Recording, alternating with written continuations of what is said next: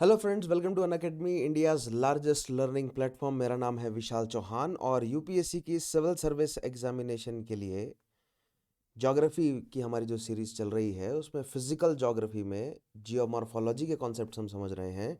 और आज जो कॉन्सेप्ट हमें समझना है वो है प्लेट टेक्टोनिक थ्योरी। सो प्लेट टेक्टोनिक थ्योरी का आज हमारा ये पहला पार्ट है। 2 या 3 पार्ट में हम प्लेट टेक्टोनिक थ्योरी को कवर करेंगे, राइट।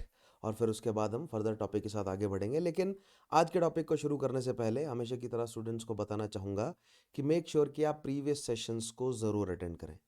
अन अकेडमी के दी कॉन्सेप्ट चैनल पर जाएं, वहाँ पर आपको क्लाइमेटोलॉजी एंड ओशियनोग्राफी की सीरीज़ मिलेगी फिजिकल ज्योग्राफी में। उन सभी सेशंस को आप लोग अटेंड करें।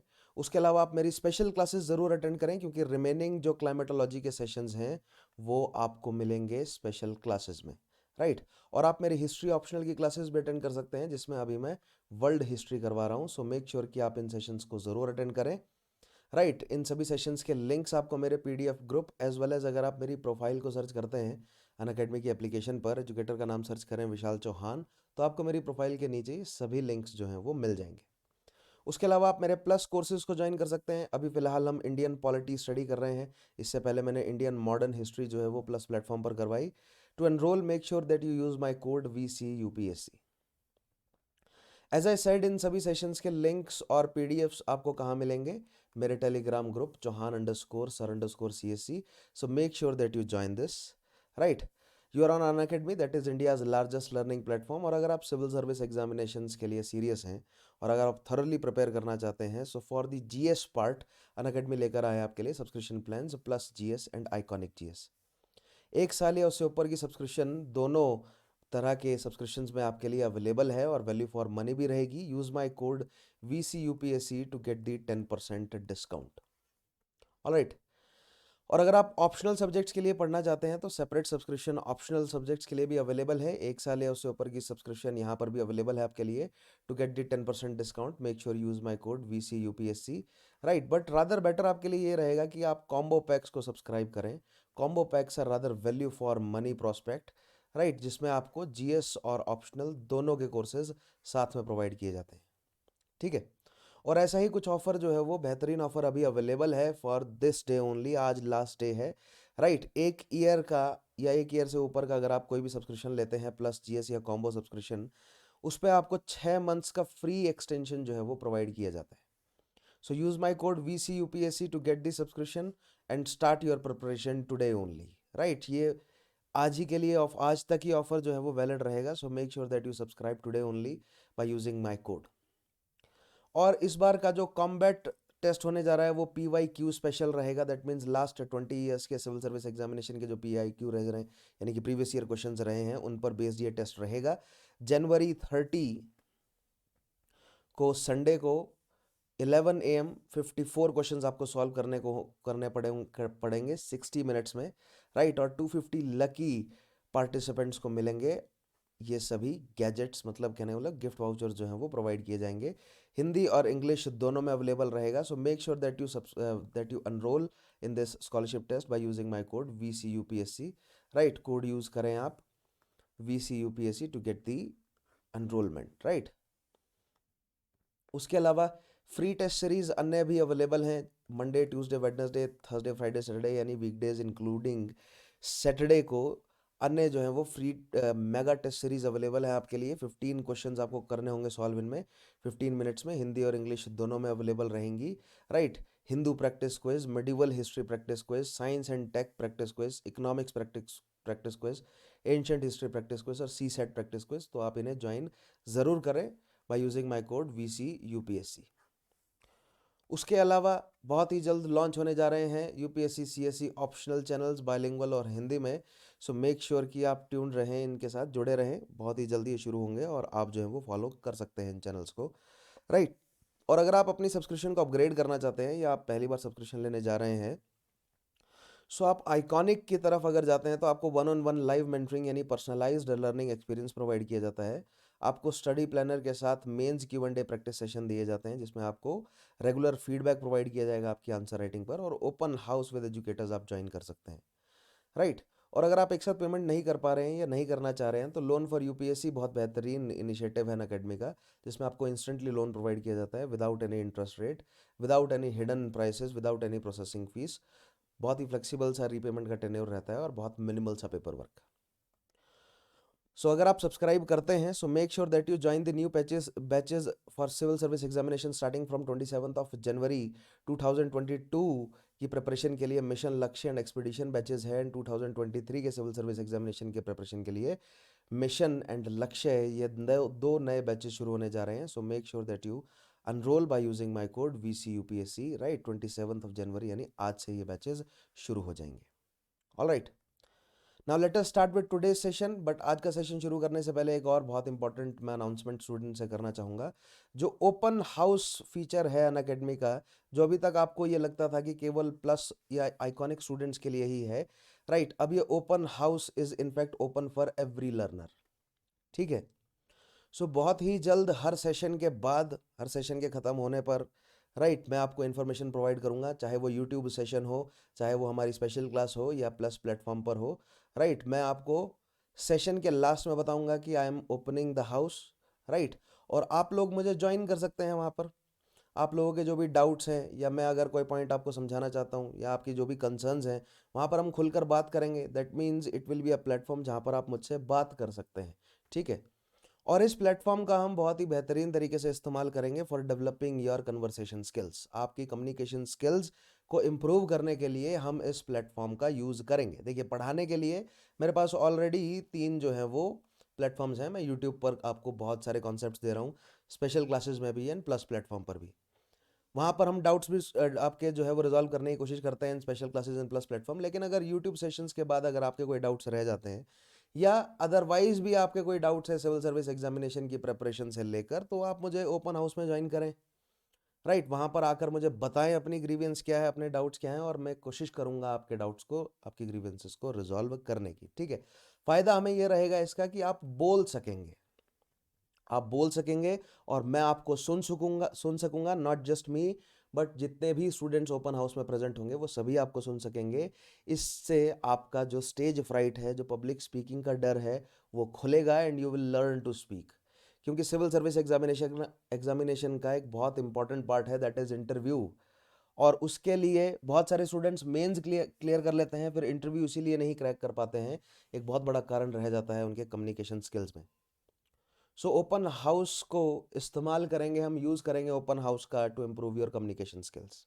ऑलराइट, क्योंकि पढ़ाने के लिए तो मेरे पास ऑलरेडी प्लेटफॉर्म्स बहुत सारे मौजूद हैं, बट ओपन हाउस का हम यूज़ करेंगे सो दैट हम कम्युनिकेट कर सकें और आपका जो डर है, अगर आपके अंदर डर है पब्लिक स्पीकिंग का, उसे दूर करें, और अगर आप अच्छा बोल लेते हैं तो आपकी स्किल्स को एनहांस किया जाए। Alright, so that is about open house. Now let us move to the today's topic, that is geomorphology में प्लेट टेक्टोनिक थ्योरी हमें पढ़नी है। But up till now geomorphology में हम क्या क्या कवर कर चुके हैं, ठीक है।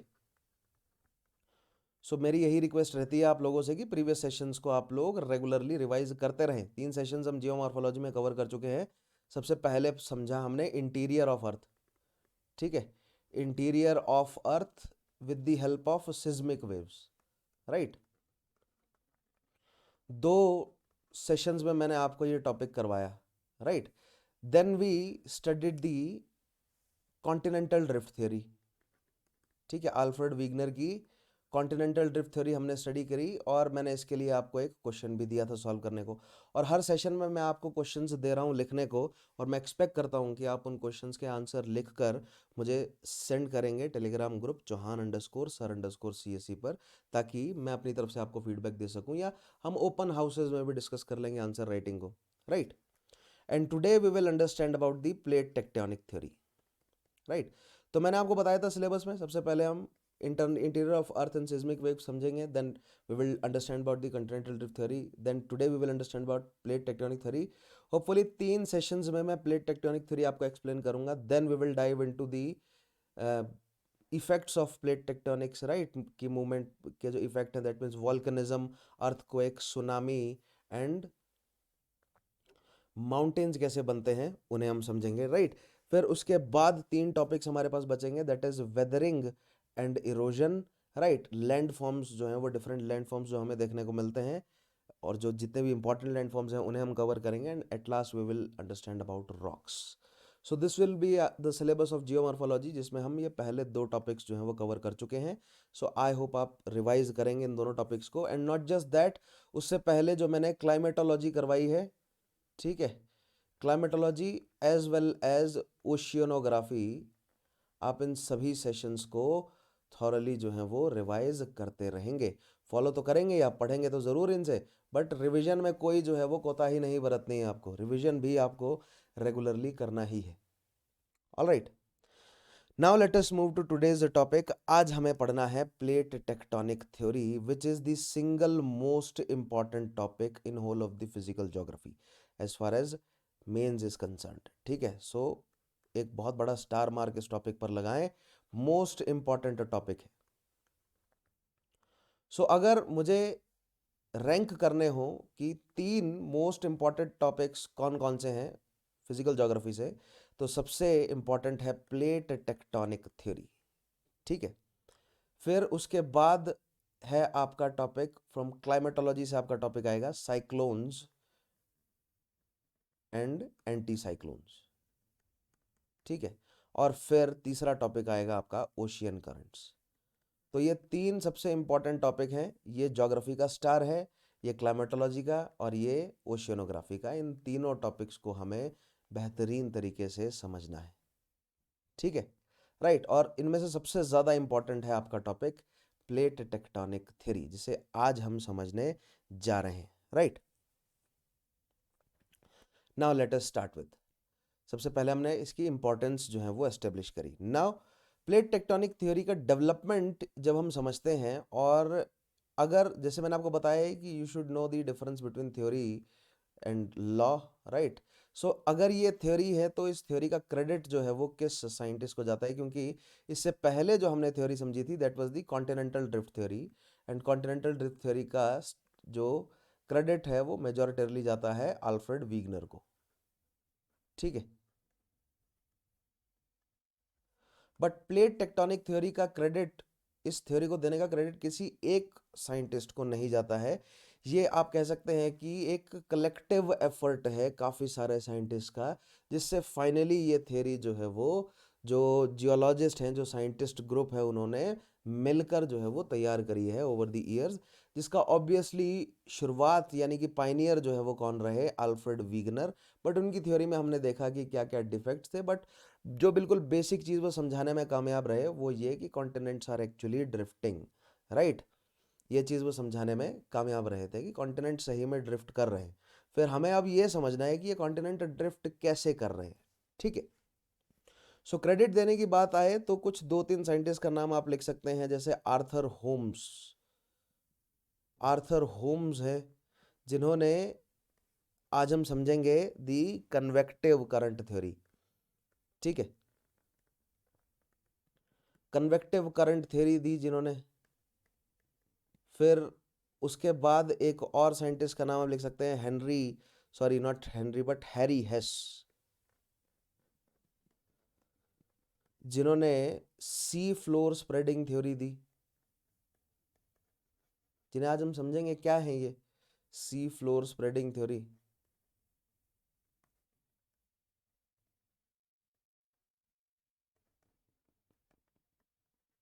राइट, सो और भी काफ़ी सारे साइंटिस्ट का एफर्ट रहा. राइट, उन सभी की थ्योरीज को कंबाइन करके फाइनली जो है वो प्लेट टेक्टोनिक थ्योरी डेवलप की गई है, जिसे आज हमें समझना है. ठीक है, सो प्लेट टेक्टोनिक्स क्या है, राइट, या प्लेट टेक्टोनिक थ्योरी बेसिकली है क्या. तो आज हम समझेंगे कि पहली चीज़ तो टेक्टोनिक प्लेट क्या है. Right, so in plate tectonic theory it is nothing but कि जो ये टेक्टोनिक प्लेट्स हैं ये मूव कर रही हैं. राइट, जैसे कि अल्फ्रेड विगनर ने समझाया था, समझाने की कोशिश करी थी कि कॉन्टिनेंट्स जो हैं वो ड्रिफ्ट हो रहे हैं. राइट, सो उसने क्या समझाने की कोशिश करी थी कि मान लीजिए if this is continental plate, right, ये कॉन्टिनेंटल क्रस्ट है, दिस इज ओशियानिक क्रस्ट. उसने ये समझाने की कोशिश करी थी कि that continental crust is moving over the oceanic crust and it is the oceanic crust which is viscous. ठीक है, एक पॉइंट तक वो सही भी था कि एक सॉलिड लेयर जो है वो एक विस्कस लेयर के ऊपर स्लाइड कर रही है, but which layers are sliding, इस पॉइंट के लिए वो इतना ज्यादा क्लियर नहीं रहा। ठीक है, so we will study under plate tectonics की सबसे पहले तो टेक्टोनिक प्लेट्स हैं क्या। ठीक है, फिर हम देखेंगे कि कैसे, मतलब हाउ दे मूव, राइट, ये किस तरह जो है वो मूव कर रही हैं, इनके मूवमेंट्स को समझेंगे। इन मूवमेंट्स का हम रीजन देखने की कोशिश करेंगे। ठीक है, रीजन क्या रहा मूवमेंट का, मूवमेंट की डायरेक्शंस को समझने की कोशिश करेंगे, and we will try to understand the effects of these movements, right. So ये हमारा जो है वो समझने का पैटर्न रहेगा, जिसमें आज के टॉपिक में कुछ एक बेसिक पॉइंट हम समझने की कोशिश करेंगे, राइट, प्लेट टेक्टोनिक थ्योरी के बारे में। तो एज द नेम सजेस्ट, ये प्लेट है ना, प्लेट जो है वो मूव कर रहा है बेसिकली। तो अगर ये प्लेट है, दैट मीन्स ये ऐसा, मान लीजिए एक लैंड का पीस मान लें अगर हम इसे, ठीक है, एक लैंड है ऐसा, ऐसी मतलब लैंड है जिसकी विड्थ जो है वो कम है as compare to its surface area. This will be the surface area, right, और this will be the width. तो प्लेट आप किसे कहते हैं, जिसकी विड्थ कम हो, जैसे फॉर एग्जांपल इसको हम प्लेट कह सकते हैं ना, ठीक है, जिसकी विड्थ कम है as compare to its surface area, जिसे हम कहेंगे plate, simple as that, right. और हम किन प्लेट्स की बात कर रहे हैं प्लेट टेक्टोनिक थ्योरी में, हम लिथोस्फेरिक प्लेट्स की बात कर रहे हैं basically. These lithospheric plates will be moving. तो वैसे तो मैंने आपको ऑलरेडी थोड़ा सा इंसाइट जो है वो प्रोवाइड किया है, ठीक है, कि किस तरह, मान लीजिए this is our continent, right, है ना, ये अगर हमारा ओशियन आ गया, this is ocean, and if this is continental crust, this is oceanic crust, this is the uppermost layer of mantle, and then this is the asthenosphere, this is the asthenosphere. So in the plate tectonic theory, मैंने आपको पहले ही बताया था, what we will study that this combined, है ना, continental crust, oceanic crust plus the uppermost layer of mantle, combinedly all these form the lithosphere, and the lithosphere will be moving, will be sliding over the asthenosphere. This will be asthenosphere. Asthenosphere का मतलब weak area, right, ऐसा area जो weak है, that means asthenosphere will be viscous. आज हम समझेंगे ये viscous भी कैसे है, right. So in to sum up, आज के टॉपिक में हम क्या पढ़ने जा रहे हैं, ठीक है, अगर मैं इस सारे फंडे को सम अप करने की कोशिश करूं, so in the today's topic what we are going to study is the very first thing that we will create a basic, right, जैसे कि हमेशा हर टॉपिक में बेसिक कह लीजिए या आप इंट्रोडक्शन कह लीजिए, राइट, या आप कह लीजिए कि हम प्लेट टेक्टोनिक थ्योरी को डिफाइन करने की कोशिश करेंगे, right. Then we will try to understand the reasons for movement, ये मूव क्यों कर रही हैं, ठीक है। Then we will try to understand the, अगर एक बार हमें रीजन पता चल जाएंगे, then we will understand the movement of plates,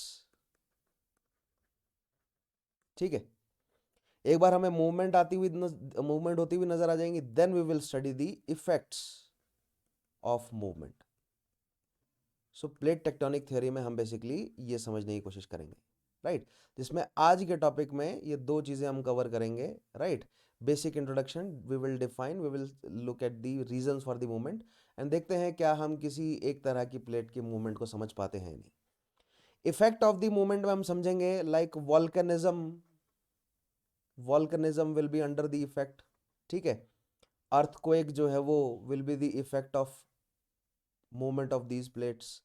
tsunami, ठीक है, या जो माउंटेन बिल्डिंग होंगी, माउंटेन जो हमें बनते हुए नजर आएंगे, ये इफेक्ट्स में आएंगे, जिनको हम सेपरेट सेशंस के माध्यम से पढ़ेंगे। ऑलराइट, नाउ लेट अस डाइव राइट इनटू कि क्या है हमारी ये टेक्टोनिक प्लेट्स, ठीक है। सो व्हाट का जवाब देते हैं पहले कि टेक्टोनिक प्लेट आखिर है क्या। अगर ये हमारी धरती है मान लीजिए, ठीक है, और ये हमारी धरती की इंटरनल लेयर है, पहली क्रस्ट मान लेते हैं चलो इसे, ठीक है। This is the crust.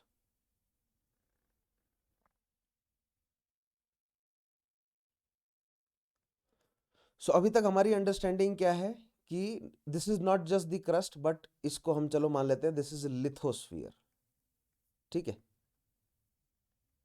और इसको मैं एक सेपरेट डायग्राम में बनाऊं तो कुछ इस तरह है, right. This is the continental crust, this is the oceanic crust, this is the uppermost layer of mantle, and then underneath this we have the viscous asthenosphere, है ना। ये बात हम ऑलरेडी समझ चुके हैं, मैं बार बार इसलिए रिपीट कर रहा हूँ क्योंकि आपके जहन में बैठ जाए, या बहुत सारे ऐसे स्टूडेंट हैं जो हो सकता है पहली बार इस वीडियो को देख रहे हो, तो इन पॉइंट्स को वो अच्छे से समझें, right. This is the upper most layer of upper most mental, ठीक है। After oceanic crust this is mental, asthenosphere is part of mental, right. And asthenosphere के बारे में हम जानते हैं दैट दिस इज विस्कस। और मैंने आपको कारण भी बताया था कि ये विस्कस क्यों है। विस्कस इसलिए है क्योंकि टेम्परेचर बहुत ज़्यादा होने के कारण जो रॉक्स हैं वो पिघलने लगी हैं, राइट। बट स्पेस ना होने के कारण और प्रेशर ज़्यादा होने के कारण वो रॉक्स जो हैं वो एक्सपेंड नहीं हो पा रही, यानी मेल्ट नहीं हो पा रही, but they acquire some plastic nature, elasticity वो एक्वायर कर लेती हैं, तो वो विस्कस हो जाती हैं, ठीक है। And the energy is due to the radioactive activity, ठीक है। कुछ ऐसे रेडियो एक्टिव एलिमेंट्स मौजूद हैं, यूरेनियम है, थोरियम है, प्लूटोनियम है, ऐसे कुछ रेडियो एक्टिव एलिमेंट मौजूद हैं जो एनर्जी रिलीज करते हैं। उस रिलीज्ड एनर्जी की वजह से टेम्परेचर जो है वो इस रीजन में बढ़ जाता है, जिस वजह से, right, that means they provide energy, and this energy in turn tries to melt the rocks, but due to the pressure the rocks are not getting outright, मतलब चेंजिंग देयर स्टेट टू, मतलब molten state, वो ऐसे change नहीं हो पा रहे हैं। Pressure ज़्यादा होने के कारण वो उनका टेम्परेचर बढ़ जा रहा है, so that they acquire a plastic nature, hence asthenosphere, right. और जो हमारी अंडरस्टैंडिंग है वो क्या है, that this combining the continental crust, oceanic crust and upper most layer of the mantle, this is our lithosphere, ठीक है। तो हम ये ऑलरेडी समझते हैं, and this lithosphere will be moving over asthenosphere, जिसे हम आज समझने की कोशिश कर रहे हैं under the plate tectonic theory, जिससे क्या क्रिएट हो रहा है, हमारे ओशियंस, यानी कि फर्स्ट ऑर्डर ओरोग्राफिक फीचर्स, यानी कि ओशियंस और कॉन्टिनेंट्स जो हैं वो क्रिएट हो रहे हैं, जिन्हें आज हमें समझना है। यानी कि origin and formation of continents and oceans जो हैं वो बेसिकली हम समझने की कोशिश कर रहे हैं with the plate tectonic theory, ठीक है। सो अब समझ आया आपको, ये मैंने आप लिथोस्फीयर बनाया, दैट मीन्स किस किस का कॉम्बिनेशन है ये, continental crust, oceanic crust and upper most layer of mental. That means उसके नीचे क्या होगा, उसके नीचे होगा asthenosphere. So below this is asthenosphere is present, ठीक है। And this asthenosphere is viscous in nature, जिसके ऊपर ये लेयर्स जो हैं वो स्लाइड कर रही हैं, जैसा कि समझाने की कोशिश करी थी अल्फ्रेड वीगनर ने। लेकिन अल्फ्रेड वीगनर ने जो है वो बहुत अजीब व गरीब जो है वो रीजंस देने की कोशिश करी थी। उसने कहा था कि जो डिफरेंशियल ग्रेविटी है उसकी वजह से, या टाइडल फोर्स की वजह से, राइट, मूवमेंट देखने को मिल रही है इन प्लेट्स की। तो वो क्लियरली जो है वो समझा नहीं पाया था कि क्यों जो है वो ये प्लेट्स मूव कर रही हैं, ठीक है। सो अगर मैं बार बार प्लेट बोल रहा हूं, that means this lithosphere is not one single layer, that means it is actually divided. कुछ इस तरह जो है वो लिथोस्फेयर हमारा लेयर्स में बटा होगा, ठीक है। लिथोस्फेयर दैट इज जो धरती है हमारी जिस पे हम रह रहे हैं, कुछ इस तरह लेयर्स में बटा है, एक यूनिफॉर्म जो है वो नहीं होगा, right. Under this is asthenosphere. देखिए मैं स्लो और ये डायग्राम्स वगैरह सभी क्यों बना रहा हूँ, या मैं रेडीमेड डायग्राम्स यूज़ करने से क्यों रेफरेन करता हूँ खुद को, क्योंकि आप लोग जानते ही हैं कि आपको ये सभी डायग्राम्स जो हैं वो एग्जामिनेशन में बनाने पड़ेंगे, ठीक है। इसीलिए आपको मैं डायग्राम्स बनाकर दिखा देता हूं ताकि आप एग्जामिनेशन में इन डायग्राम्स को बना सकें, राइट। सो अभी तक हम क्या समझे कि दैट आर लिथोस्फीयर क्या है ना। Lithosphere is nothing but oceanic crust, continental crust plus oceanic crust plus the uppermost layer of mantle, right, layer of mantle, and this lithosphere is not united, ये पूरी तरह जो है वो जुड़ा नहीं हुआ है, but it is broken in several pieces, है ना। कह सकते हैं कि ये several pieces में जो है वो टूटा हुआ है, and these several pieces are nothing but the plates, ये हैं वो plates जो कि स्लाइड कर रही हैं, right. These plates are sliding, let's say ये प्लेट्स जो है वो स्लाइड कर रही हैं एस्थीनोस्फीयर के ऊपर, राइट, जिन्हें आज हमें समझना है कैसे कर रही हैं। सो अगर ये प्लेट स्लाइड कर रही हैं तो ये इनकी कुछ संख्या होंगी, right. So there are 7 major plates and there are many लिखें तो ही सही रहेगा क्योंकि बहुत सारी हैं, इतनी हमें याद भी नहीं रखनी। There are many minor plates, बहुत सारी मेजर और माइनर प्लेट्स जो हैं वो हमें देखने को मिलेंगी, ठीक है। तो मैं आपको डायग्रामेटिकली दिखाता हूँ, ये हैं देखिए plates, these are the major and minor plates. So there are as I said 7 major plates, तो 7 मेजर प्लेट्स आप कॉन्टिनेंट्स के हिसाब से देखिए। अफ्रीका के लिए अफ्रीकन प्लेट है, ठीक है। नॉर्थ अमेरिका के लिए नॉर्थ अमेरिकन प्लेट है, साउथ अमेरिका के लिए साउथ अमेरिकन प्लेट है, यूरोप और एशिया कंबाइंड के लिए यूरेशियन प्लेट है, ठीक है। नेक्स्ट प्लेट है ऑस्ट्रेलियन और इंडियन जो है वो प्लेट कंबाइंड है, ठीक है।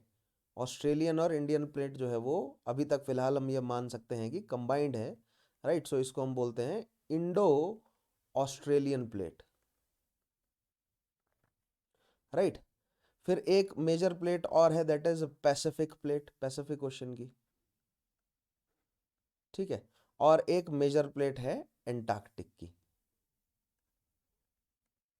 Right. So to enlist all of this, आप इसको अनलिस्ट कर सकते हैं 7 मेजर प्लेट्स। कौन कौन सी है? North American, right, South American, African, Antarctica, Pacific, Eurasian and Indo Australian.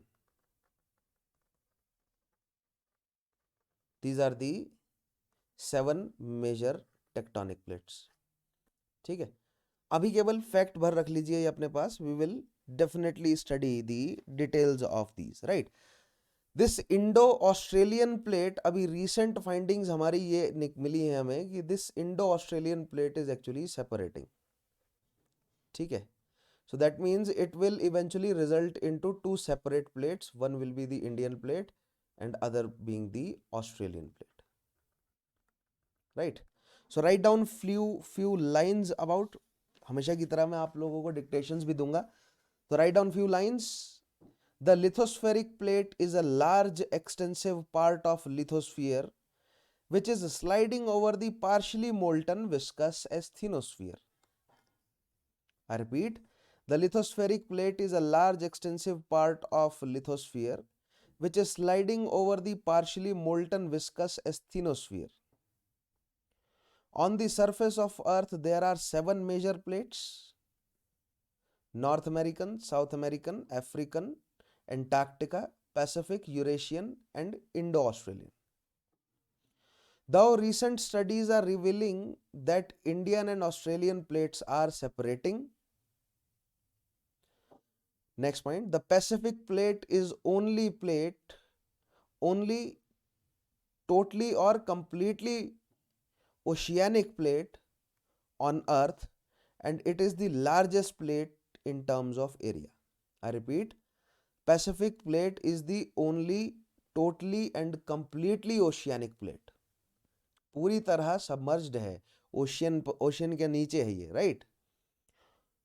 Totally and completely oceanic plate on earth, and it is the largest plate in terms of area. Apart from these major, there are many minor plates as well. So let us see, there are some minor plates as well, जैसे कि लिख लीजिए, like नाजका plate, Cocos plate, Caribbean plate, Hwan day Fuca plate, Philippine plate, Arabian plate, और एक और लिखिए Scotia plate. यहां पर इस डायग्राम में है नहीं, but here it is Scotia plate. इस डायग्राम को आप ड्रॉ करेंगे, ठीक है, बहुत इंपॉर्टेंट डायग्राम है ये, और एग्जामिनेशन तक आपके साथ पहुंचना चाहिए। सो उसके अलावा apart from these there are many and many smaller, मतलब minor plates, right. So we are not concerned with all of those minor plates. हमें ये माइनर प्लेट्स में भी सबसे ज़्यादा ये जो इंपॉर्टेंट प्लेट्स हैं इन्हें ध्यान रखना है। सो देयर आर, कितनी हो गई हमारे पास, 7 major plates, and there are 6 जो है वो माइनर प्लेट्स हमारे पास आ गई, जिन्हें हमें स्टडी करना है, ठीक है। आई होप ये स्टेटमेंट्स जो है वो आप लोगों ने लिखी होगी। This was the first part, right, जिसमें हम देखिए एक डायग्राम ये भी है, this is the Pacific plate, और इस डायग्राम में दिखाया जा रहा है कि मूव कहाँ कहाँ कर रही हैं प्लेट्स, राइट। पैसिफिक प्लेट है, it is completely oceanic plate. Nazca plate, Scotia plate, Caribbean plate, Juan de Fuca plate, Filipino plate, Australian plate से इंडियन प्लेट जो है वो अलग हो जाएगी, and we will have a separate plate that will be Indian plate, African plate, Arabian plate, right, Eurasian plate. ये कुछ major important, और नॉर्थ अमेरिकन और साउथ अमेरिकन तो है ही, ठीक है।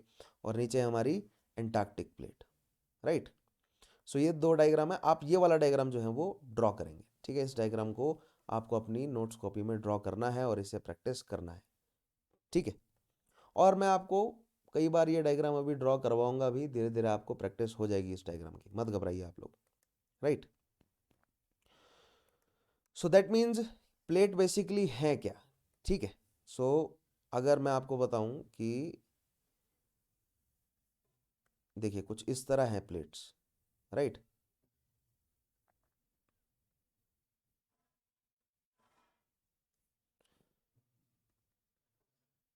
ये आपका कॉन्टिनेंटल क्रस्ट हो गया, और ये हो गया आपका ओशियानिक क्रस्ट, ठीक है। थोड़ा सा बड़ा बना लेते हैं ताकि आपको क्लियरली से समझ आ जाए, राइट। दूसरे पेन का यूज़ कर लेते हैं।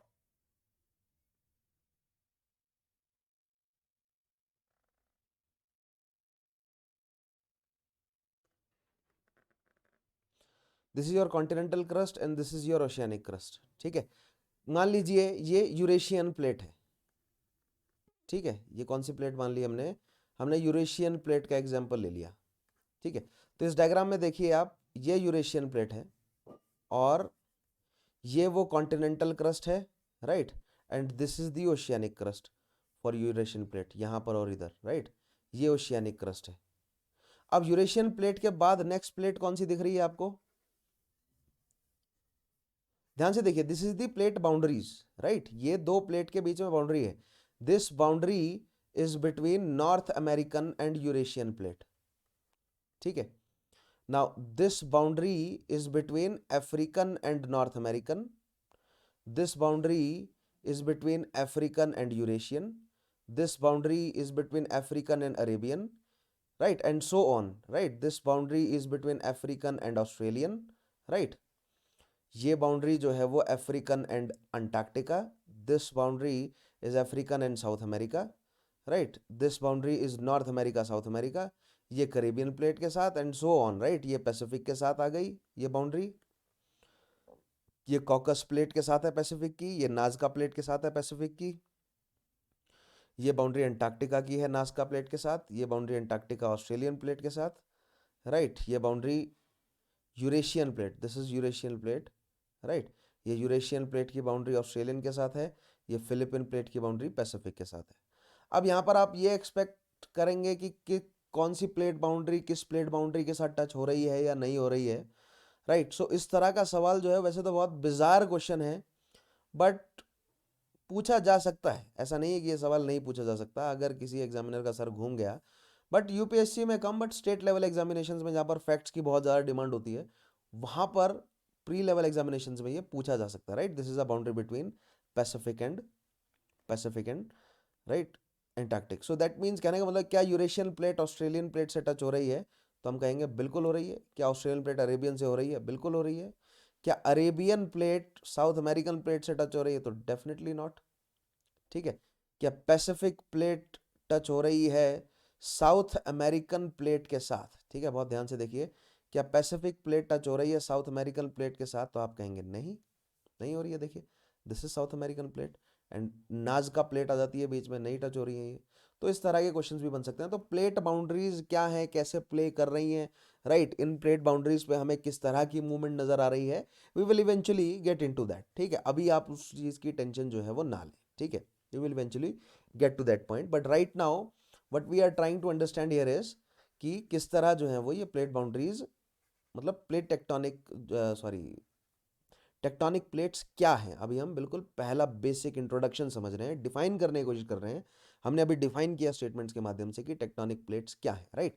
And we took the example of Eurasian plate. So Eurasian plate का आप यहां पर देख रहे हैं, this is the continental region, right. And ये यूरेशियन प्लेट का ओशियानिक क्रस्ट है, राइट। इसके नीचे ये ओशियन है, वैसे तो अटलांटिक ओशियन है, इसके नीचे जो है वो यूरेशियन प्लेट का क्या होगा, ओशियानिक क्रस्ट होगा, राइट। दैट मीन्स ये आ गया आपका अटलांटिक ओशन और इस साइड आ गया आपका पैसिफिक ओशन के सीज आ गए, ठीक है, अलग अलग सीज होंगे, right, right, part of the Pacific ocean. Then उसके अलावा और क्या प्लेट है इसके पड़ोस में, इसके जस्ट पड़ोस में एक और प्लेट है यहाँ पर, that is the American plate, right, ठीक है। और यहाँ पर है पैसिफिक प्लेट, इस तरह पैसिफिक प्लेट है, and that Pacific plate will be continue to other side also, right, देख रहे हैं आप, क्योंकि अर्थ गोल है ना ऑब्वियसली। सो ये पैसिफिक प्लेट जो है वो यहाँ से मूव करती हुई इधर तक जो है वो पहुँच रही है नॉर्थ अमेरिका के साथ। सो नॉर्थ अमेरिका का बहुत ही थोड़ा सा हिस्सा जो है वो ओशियानिक क्रस्ट बहुत कम है north America, north American plate का, ठीक है, बिल्कुल। अगर हम इस हिस्से को हटा ही दें तो ही सही रहेगा, right. And rest what we have ocean. तो ये ओशियन जो है वो देख रहे हैं अटलांटिक ओशन है ये, एंड दिस इज इस साइड जो है वो पैसिफिक ओशन है, right. And the Pacific ocean will reach to this side also, यहाँ तक पैसिफिक ओशन पहुँचेगा, ठीक है। This will be the Pacific ocean, ये यहाँ तक आएगा Pacific, right. This is again the continental crust and oceanic crust. And as I said Pacific है ना, ये कौन सी प्लेट है, this is the Pacific plate. ये कौन सी प्लेट है, this is the Eurasian plate. और ये कौन सी प्लेट है, this is the north American plate. तो कुछ इस तरह आपकी प्लेट्स जो हैं वो मौजूद है, ठीक है, प्रेजेंट है प्लेट्स, और उनके बीच में जो है वो कुछ इस तरह ओशियंस है। तो आज हम समझेंगे कि ये कैसे प्लेट्स जो हैं वो एक दूसरे से, क्योंकि आप यहाँ पर गैप देख पा रहे होंगे, इन गैप का क्या मतलब है, राइट, इन गैप्स का क्या मतलब है, हम इन गैप्स को भी समझने की कोशिश करेंगे, डोंट वरी। बट जस्ट अभी ये बेसिक आपको मैं समझाना चाहता हूँ, राइट। सो सबसे पहला हमने पॉइंट जो है वो आज का समझ लिया, we defined what is a continental plate. Now let us move to the second point जो कि आज हमें समझना है, that is reason for the movement of tectonic plates, है ना, जो कि रीजन पिछले बार अल्फ्रेड विग्नर जो है वो अच्छे से नहीं समझा पाया था, है ना। So reason for the movement of tectonic plate, ये हमें समझना है अब। नेक्स्ट चीज, ऑलराइट। सो सबसे पहले जो टेक्टोनिक प्लेट्स हैं वो तीन तरह की मूवमेंट जो है वो दिखाते हैं, ठीक है, 3 type of movement tectonic plates दिखाएंगी, जो कि मैंने आपको पहले भी बताई थी आई गेस पिछले एक सेशन में, राइट।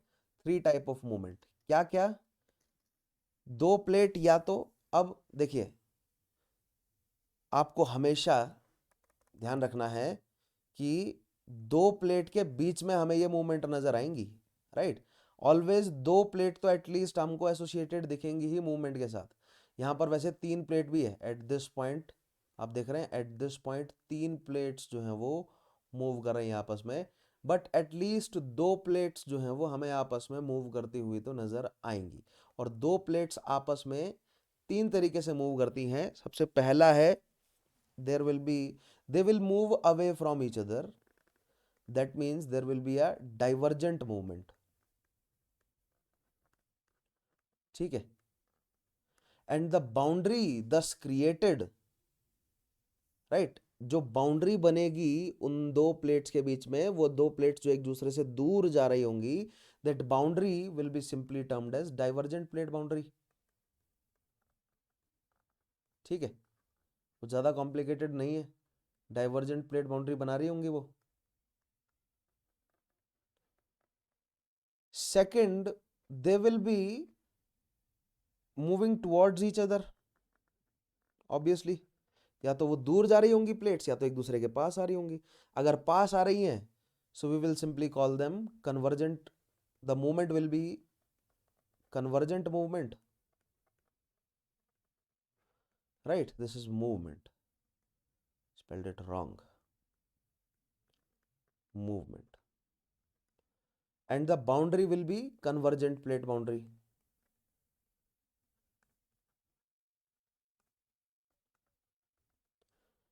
और तीसरा टाइप क्या हो सकता है, that they will be moving parallel to each other, ना ही वो कन्वर्ज हो रही होंगी ना ही वो डाइवर्ज हो रही होंगी, they will be moving parallel to each other, pass कर रही होंगी या तो सेम डायरेक्शन में या तो ऑपोजिट डायरेक्शन में, ठीक है। या तो इस तरह सेम डायरेक्शन में मूव कर रही होंगी या तो ऑपोजिट डायरेक्शन में मूव कर रही होंगी, ठीक है, पैरेलल। सो पैरेलल मूवमेंट होगा, राइट, जिसको हम simply, so there will be boundary तो होगी उनके बीच में, बट जो मूवमेंट होगा वो कंजर्व्ड होगा ना, कंजर्व्ड, हम पढ़ेंगे कि there will be a conserved movement which we will understand, right. But एक बहुत इंपॉर्टेंट चीज हमें समझनी है यहां पर, अगर प्लेट्स एक दूसरे से दूर जा रही हैं, डाइवर्ज कर रही हैं, तो क्या क्रस्ट बनेगा या बिगड़ेगा? ये कॉन्ट्राडिक्टरी पॉइंट है ना, मतलब क्रस्ट क्या डिस्ट्रक्ट होगा या कंस्ट्रक्ट होगा, राइट। तो जवाब बिल्कुल उल्टा है। जब 2 प्लेट एक दूसरे से डाइवर्ज हो रही होंगी, they will construct the crust, so that means इनको हम बोलेंगे constructive plate boundary. Divergent plate boundary will also be termed as a constructive plate boundary, and the convergent plate boundary will also be termed as a destructive plate boundary. और हमें parallel के case में ना construction होता हुआ नजर आएगा ना ही डिस्ट्रक्शन होता हुआ नजर आएगा क्रस्ट का, ठीक है। कंस्ट्रक्शन एंड डिस्ट्रक्शन किसका? क्रस्ट के कंस्ट्रक्शन और डिस्ट्रक्शन की हम बात कर रहे हैं यहां पर। सो ये 3 टाइप ऑफ मूवमेंट हमें देखने को मिलती है, बट अभी भी हम ये नहीं समझे कि रीजन क्या है, ठीक है। But in the today's session we will understand the reason for the movement of divergent plates, है ना। डाइवर्जेंट प्लेट की मूवमेंट का रीजन हम समझेंगे। अब प्लेट्स डाइवर्जिंग है, कन्वर्जिंग है या पैरेलल है, ये तीनों चीजें हमें कॉन्टिनेंटल ड्रिफ्ट थ्योरी में नहीं पता चला, ठीक है। वहां पर अल्फ्रेड विग्नर ने कहा था कि नॉर्थवर्ड्स एंड वेस्टवर्ड मूव कर रही हैं सारी सारी प्लेट्स, ठीक है। Northwards and westward due to the differential gravity and the tidal force, northwards and westward move कर रही हैं। But in actuality when we observed, तो हमें समझ आया कि या तो वो एक दूसरे के नजदीक आ रही हैं, राइट, या तो नजदीक आ रही हैं टुवर्ड्स, या तो अवे, या तो पैरेलल चल रही है। तो आज के टॉपिक में हम डाइवर्जेंट प्लेट बाउंड्री के बारे में समझेंगे पूरी धूमधाम से, ठीक है। Now let us understand about divergent plate boundary, ठीक है। इन द नेक्स्ट टॉपिक हम convergent plate boundary and parallel plate boundary के बारे में समझेंगे, ठीक है। डाइवर्जेंट प्लेट बाउंड्री देखते हैं कैसे काम करती है। अभी तक आपको ये सब कुछ बहुत बोरिंग लग रहा होगा कि सर आप इतने सारे फैक्ट्स जो हैं वो बताते जा रहे हैं, कॉन्सेप्ट अभी तक नहीं आया हमारे पास। ध्यान दीजिए, देखिए, preparation prelims, mains and interview तीनों के लिए, ठीक है। प्रीलिम्स के लिए हमारे पास सारे इंपॉर्टेंट फैक्ट्स होने चाहिए, मेंस के लिए हमारे पास सारा एनालिसिस जो है वो होना चाहिए, और इंटरव्यू के लिए facts, analysis plus current affair तीनों होने चाहिए। बट करंट अफेयर्स आपके prelims as well as mains में भी काम आएंगे, ठीक है। सो इसीलिए सभी जो अभी तक मैंने प्रोवाइड किए हैं आपको, ये अंडरस्टैंडिंग बनाने के लिए या फैक्ट्स जो हैं वो प्रोवाइड किए हैं आपको। नाउ लेट अस धीरे धीरे slightly move towards the more conceptual part of today's session, ठीक है। आइए थोड़े से कॉन्सेप्ट भी हम गेन कर लेते हैं। नाउ ये है, मान लीजिए हमारा आउटर कोर, ठीक है, और ये है हमारी दो प्लेट्स, ठीक है। This is the outer most mental and this is the, let's say, crust, ठीक है। and combinedly both of these combinedly form the lithosphere,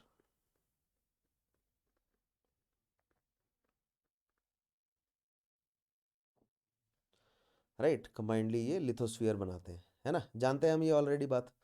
अब यहां पर हमें देखना है कि डाइवर्जेंट प्लेट बाउंड्री कैसे बन रही है, ठीक है। अच्छा, थोड़ा सा लिथोस्फीयर मैंने ऊपर बना दिया, थोड़ा सा नीचे बनाता हूं ताकि मुझे लिखने के लिए स्पेस बच जाए।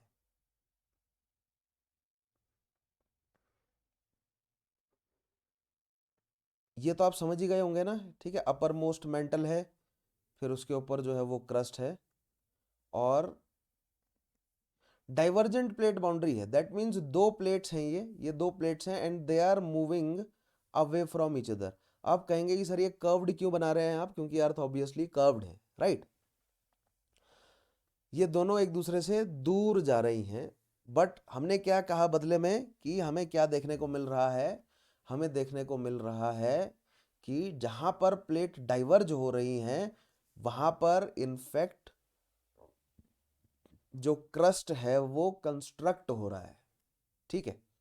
और एक और पॉइंट डाइवर्जेंट प्लेट बाउंड्री के बारे में मैं आपको अभी से बता दूं कि that the divergent plate boundary हमें मेजॉरिटरली, या कहें कि डाइवर्जेंट प्लेट बाउंड्री हमें कहां देखने को मिलती है, we will observe the divergent plate boundary under the ocean. हमें ओशियन के नीचे देखने को मिलेगी divergent plate boundary. That means ये कि ऊपर जो है वो क्या है, यहां पर ओशियन है, ठीक है। And then this is the lithosphere, right. और फिर ये पार्ट है आपका मेंटल, मतलब इनफैक्ट ये पार्ट है आपका मेंटल, राइट। अपर मोस्ट भी तो है ना। And then we have outer core, ठीक है। तो अर्थ की लेयर के हिसाब से आपको समझ आ गया। एक और फैक्ट आपके पास आ गया कि divergent plate boundary will always be present under the ocean, right. And this is our ocean. So कहने का मतलब, अब ये प्लेट्स जो हैं वो एक दूसरे से दूर क्यों जा रही हैं, हमें बेसिकली ये समझना है, राइट। सो आउटर कोर जो है वो गर्म है बहुत ज़्यादा। आउटर कोर 2900 किलोमीटर्स पर, और टेम्परेचर इज समवेयर, मान लीजिए 3500 डिग्री सेल्सियस के आसपास टेम्परेचर है। तो टेम्परेचर बहुत ज़्यादा है, ठीक है। मान लीजिए केवल यहाँ पर प्रेशर की वजह से ही टेम्परेचर नहीं है, बट मान लीजिए यहाँ पर कोई अन्य कारण भी हैं, मान लीजिए कोई रेडियो एक्टिव एक्टिविटी है, ठीक है, जिस वजह से इस रीजन में जो रॉक्स हैं वो अचानक से पिघल गई, ठीक है। इस रीजन में टेम्परेचर इतना ज़्यादा हो गया कि प्रेशर वाले फैक्टर को उसने डोमिनेट कर दिया, और रॉक्स जो है वो मेल्ट होने लगी। अब रॉक्स अगर मेल्ट होने लगी तो this region is known as hotspot. एक हॉटस्पॉट जो है वो क्रिएट हो गया। मान लीजिए दिस हॉटस्पॉट कैन बी, मतलब प्रेजेंट एनीवेयर, है ना। एस्थीनोस्फीयर में भी हो सकता है, एस्थीनोस्फीयर से थोड़ा नीचे भी हो सकता है, या आउटर कोर के आसपास भी हो सकता है, राइट।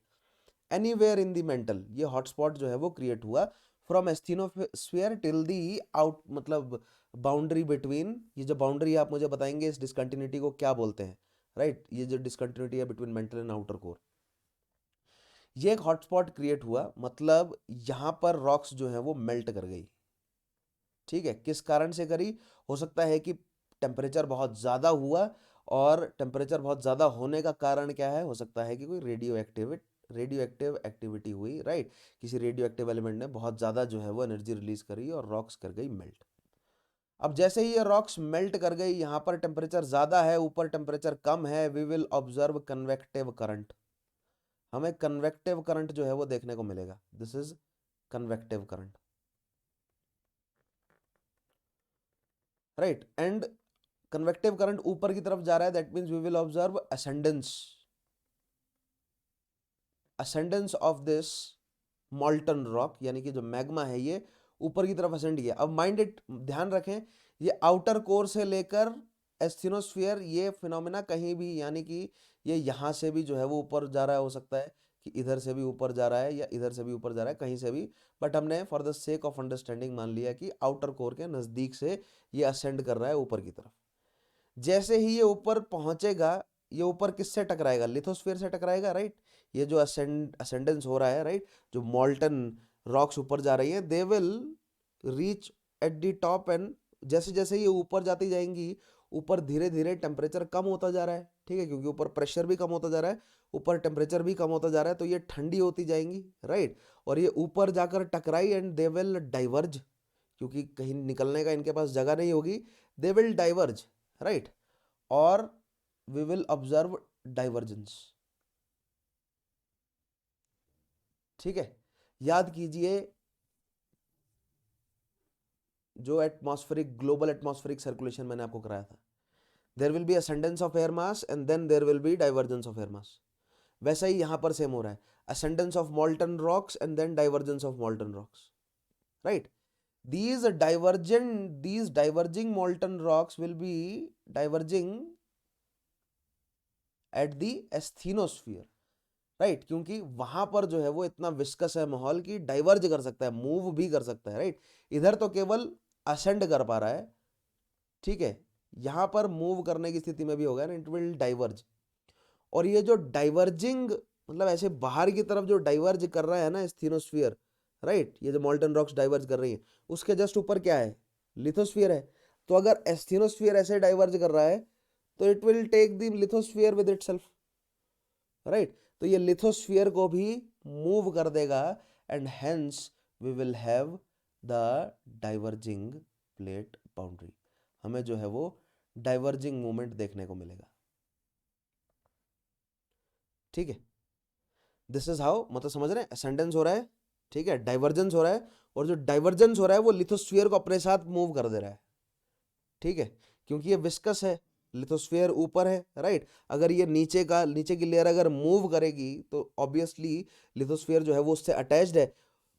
अब ये ऐसा नहीं हो रहा है 1 घंटे में हो रहा है, 2 घंटे में हो रहा है, millions and millions of year ले रहा है ये, ठीक है। दैट मीन्स बहुत स्लो मूवमेंट है, नीचे वाला लेयर जो है वो मूव करता जा रहा है, और मान लीजिए थोड़ा थोड़ा, बिल्कुल थोड़ा थोड़ा जो है वो लिथोस्फीयर को वो मूव कर रहा है, ऐसे बिल्कुल थोड़ा थोड़ा, and it will take millions and millions of years. So ये जो फंडा है, ये क्या समझा पाया? अल्फ्रेड वीगनर नहीं समझा पाया, ठीक है, कि प्लेट्स जो हैं वो मूव कैसे कर रही हैं। उसने तो कहा कि ग्रेविटेशनल डिफरेंशियल की वजह से, या जो टाइडल फोर्स है उसकी वजह से, right. But this is the convective current theory, right, जो कि मैंने आपको बताया was provided by, convective model was provided by Arthur Holmes. तो ये आर्थर होम्स की थ्योरी है for explaining the divergent plate boundary, right. But अगर प्लेट जो है वो डाइवर्ज कर गई, दैट मीन्स यहां पर जो है वो गैप क्रिएट हो गया। अगर इधर गैप क्रिएट हो गया तो मॉल्टन रॉक्स जो है वो यहां से आ गई बाहर, राइट। और जैसे ही मॉल्टन रॉक्स यहां से बाहर आई, संपर्क में आई पानी के, ओशन के पानी के संपर्क में आई, तो वो क्या हो जाएंगी? वो जो है वो ठंडा होना शुरू हो जाएंगी, राइट। यहाँ पर जो है वो molten rocks under the, in the interior will be termed as magma. यहाँ पर हम इसे क्या कहेंगे? मैग्मा कहेंगे। और ये जो फिशर है, this gap will be termed as a fissure, right. ये जो फिशर है, इस गैप से, है ना, this will be the fissure. इस फिशर से जो मैग्मा ऊज आउट कर रहा है, राइट, बाहर को ऊज आउट कर रहा है, ये ओशियन के संपर्क में आएगा, ठंडा हो जाएगा, and eventually it will form the crust, ये बनाने लगा क्रस्ट। अब बाउंड्रीज जो है वो दूर जा रही है एक दूसरे से, सॉरी नॉट बाउंड्रीज, प्लेट एक दूसरे से दूर जा रही हैं, बट जो नीचे से मैग्मा निकलता जा रहा है वो उस प्लेट की जगह लेता जा रहा है, और 10 जो क्रस्ट है वो कंस्ट्रक्ट होता जा रहा है। And we will observe the formation of what are these, याद करो मैंने आपको बताया था ओशियनोग्राफी के लास्ट टॉपिक में, ओशियन बॉटम रिलीफ में, these are the mid oceanic ridges. तो मैंने आपको बताया था ना कि मिड ओशियानिक रिजेस और ओशियानिक ट्रेंचेस, उन सभी की formation, continental shelf, continental slope, इन सभी की फॉर्मेशन जियोमॉर्फोलॉजी में एक एक करके एक्सप्लेन करूंगा। तो अब यहाँ पर आपको समझ आया कि मिड ओशियानिक रिजेस जो हैं वो कैसे बनी। और ये जो बीच में गैप आपको क्रिएटेड नजर आ रहा है, ये दिस वी शेप गैप जो दिख रहा है, this is known as rift valley. ये रिफ्ट वैली जो है वो बीच में बनी। ये वैली बेसिकली दो मतलब माउंटेन्स के बीच का जो रीजन है वो वैली होता है, राइट। और यहाँ पर दो प्लेट्स जो है वो rifting apart, they are rifting apart, दूर जा रही है एक दूसरे से। तो दूर जाने की वजह से, पहली बात तो दूर जा रही हैं, और फिर नीचे से मैग्मा जो निकल रहा है वो उनकी जगह ले रहा है, राइट। उस वजह से रिफ्टिंग की वजह से जो वैली बन रही है, termed as the rift valley. ये छोटी छोटी टर्म है, आपको ध्यान रखना है। ये आप एग्जामिनेशन में जब मेंस आंसर लिख रहे हो, मान लीजिए आज मैं आपको क्वेश्चंस दूंगा कुछ, राइट, उसके आंसर्स आप लिखेंगे, वहां पर ये डायग्राम्स आपको काम आएंगे बनाने के लिए। समझ आया आपको कि कैसे डाइवर्जेंट प्लेट बाउंड्री काम कर रही है, कैसे काम कर रही है? That there is a divergent plate boundary is a constructive plate boundary, right? And ये जो मैग्मा ooze out कर रहा है, ये बेसिकली फिनोमेना क्या है? From this fissure this magma is oozing out, the phenomena is basically volcanism, ये volcano ही है, ठीक है, वॉल्कनिज्म है। बट यहाँ पर फिशर मौजूद है, गैप मौजूद है, इसलिए प्रेशर से बाहर नहीं आ रहा। That means this volcanism will be non explosive, non explosive volcanism होगा, and actually termed as fissure volcano, fissure type volcano, fissure type volcano जो है वो कहा जाता है इसे, या फिशर टाइप वॉल्केनिज्म कहा जाता है। समझ आया आपको?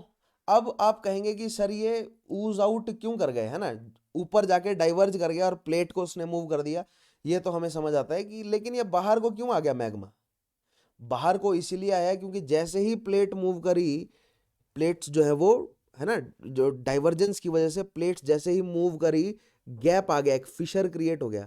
जैसे ही ये फिशर क्रिएट हुआ, इधर गिर गया प्रेशर, जैसे ही प्रेशर गिरा मेल्टिंग पॉइंट भी गिरा, जैसे ही मेल्टिंग पॉइंट गिरा, राइट, रॉक्स मेल्ट होकर आ गई बाहर, रॉक्स मेल्ट होकर जैसे ही बाहर आई, इधर प्रेशर गिरा, ठीक है, इधर प्रेशर गिरा तो इधर की रॉक्स मेल्ट होकर बाहर आई, जैसे ही प्रेशर गिरा तो इधर, जैसे ही यहाँ की रॉक्स ऊपर गई तो अब इधर गैप बना। बहुत ध्यान से समझिए क्या फिनोमेना चल रहा है, ठीक है, बहुत ध्यान से समझिए यहाँ पर क्या फिनोमेना चल रहा है। एक बहुत ही बेहतरीन पॉजिटिव फीडबैक मैकेनिज्म चल रहा है यहाँ पर, राइट।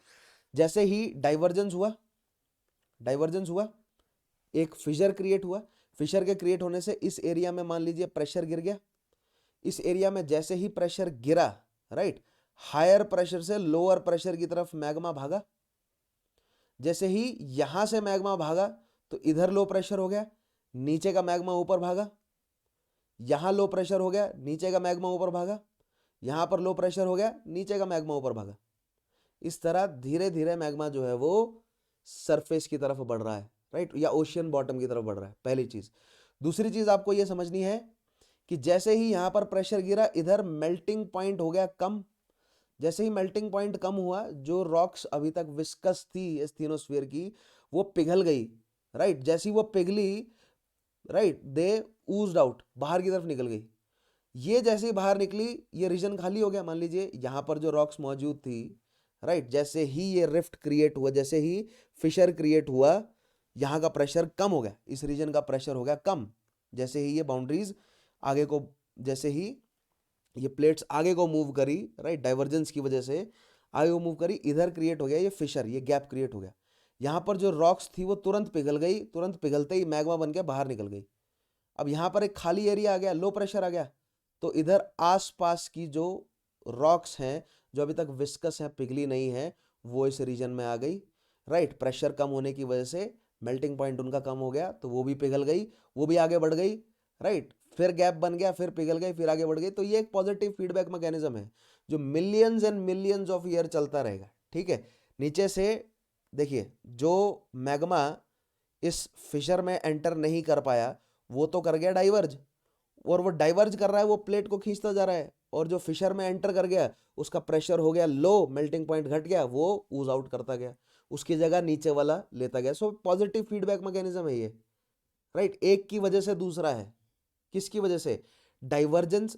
कहने का मतलब सवाल यहां पर यह बन सकता है कि पहले क्या हुआ, पहले क्या आया, क्या पहले रॉक्स पिघली या पहले डाइवर्जेंस हुआ, राइट। या पहले प्लेट्स मूव करी या पहले रॉक्स पिघली। तो ये पॉजिटिव फीडबैक है, ये जिसका इनिशियल पॉइंट आप मान सकते हैं कि हॉटस्पॉट क्रिएट हुआ, उस हॉटस्पॉट के क्रिएट होने से असेंडेंस हुआ एंड देन डाइवर्जेंस हुआ।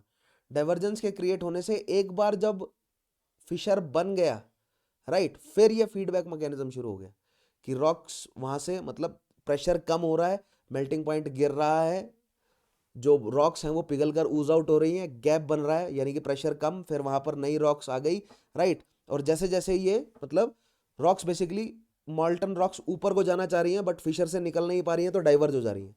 जैसे ही वो डाइवर्ज हो जा रही हैं, they are taking the lithospheric plates along with them, hence creating a divergent plate boundary. ठीक है, अगर समझ नहीं आया हो तो इस पूरे फंडे को एक बार रिवाइज करके आप, सॉरी, एक बार रिवाइंड करके फिर से जरूर सुने, बहुत सुंदर कॉन्सेप्ट है, ठीक है।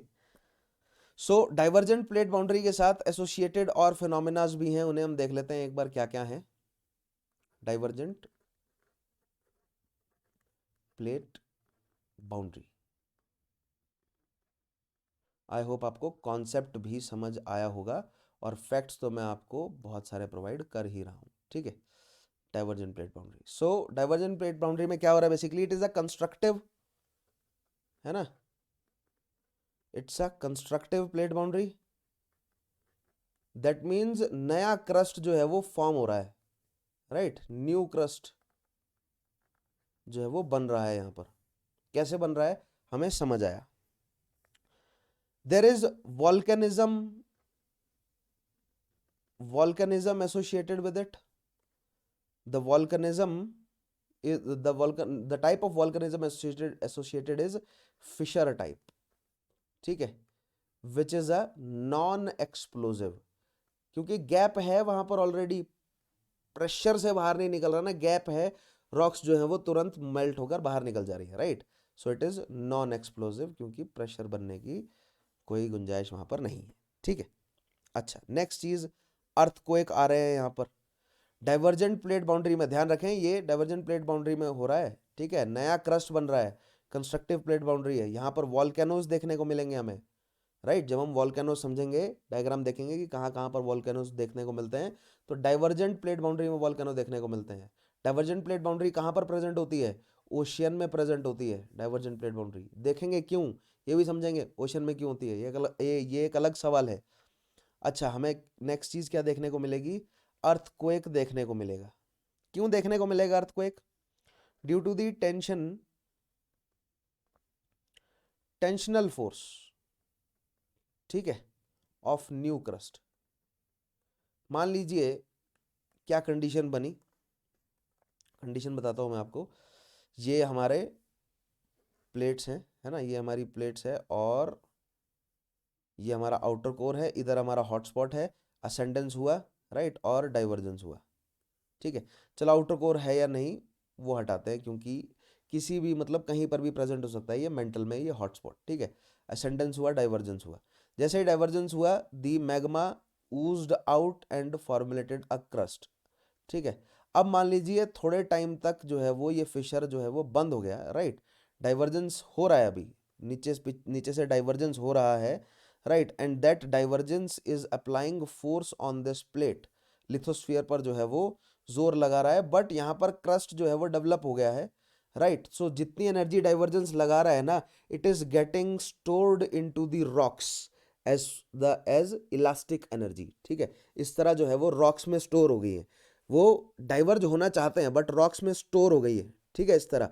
बट एक लिमिट ऐसे आएगी कि जो इलास्टिक स्ट्रेंथ है रॉक्स की उससे ज़्यादा बढ़ जाएगी stored energy, and we will observe what, एक जो है वो हाई रिलीज ऑफ एनर्जी नजर आएगा, and this high release of energy is nothing but earthquake, ठीक है।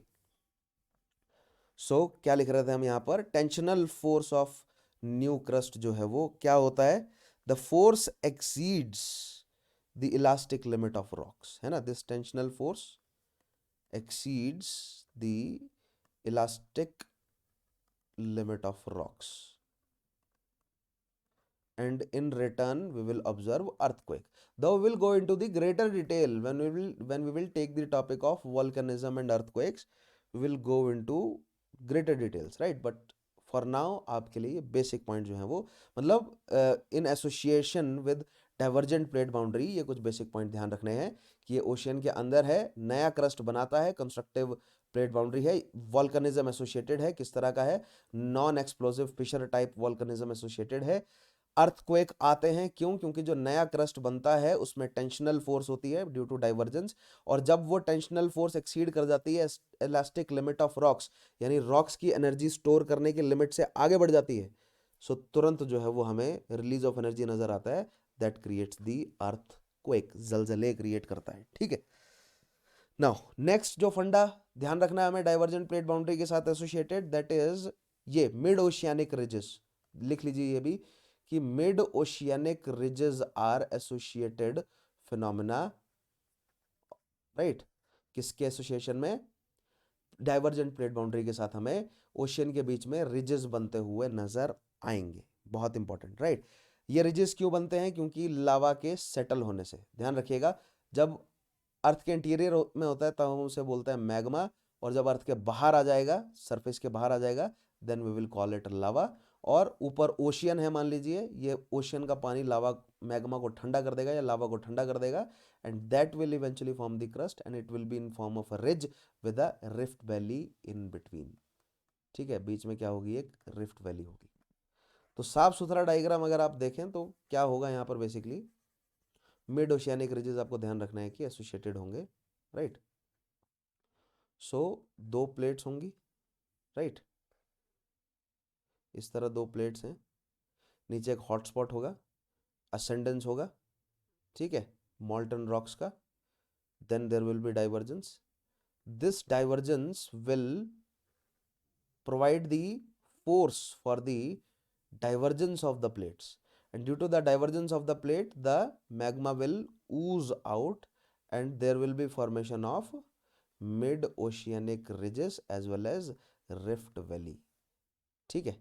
तो ये कुछ बेसिक फंडे आपको ध्यान रखने हैं। अब यहां पर एक और चीज मैंने आपको बताई कि at this region the melting point will decrease, why so, because melting point is directly proportional to pressure, that means as we move in the interior of earth, जितनी डेप्थ बढ़ती जाएगी उतना प्रेशर बढ़ता जाएगा, उतना रॉक्स का melting point बढ़ता जाएगा, but if the pressure is decreased the melting point will also decrease, that means pressure के डिक्रीज होने से मेल्टिंग पॉइंट भी डिक्रीज होगा, that is why we observe the oozing out of magma, pressure के कम होने से रॉक्स जो है वो, this is the positive feedback mechanism, ठीक है, ध्यान रखना है, ये वो पॉजिटिव फीडबैक मैकेनिज्म है, राइट। सो यहां पर एक बेसिक सवाल बन सकता है कि why this pressure decreases, the pressure decreases due to the divergent plate boundary, simple, right. देखिए बहुत, ये है positive feedback mechanism, why pressure decreases, so it decreases due to the divergent plate boundary, plate diverge कर रही है, space बन रहा है, प्रेशर कम हो गया, राइट, डाइवर्जेंट प्लेट बाउंड्री,